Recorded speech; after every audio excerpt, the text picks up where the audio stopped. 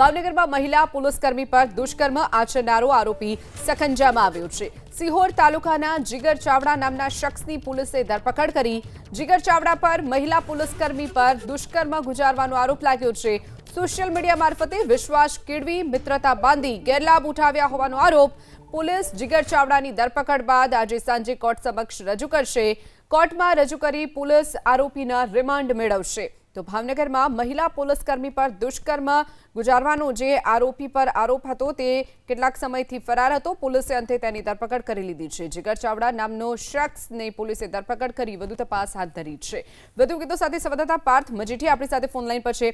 પાર્થ, પોલીસકર્મી જે મહિલા હતા તેમની ઉપર દુષ્કર્મ ગુજારનાર જે આરોપી હતો તેની ધરપકડ કરી લેવાઈ છે, શું વિગતો?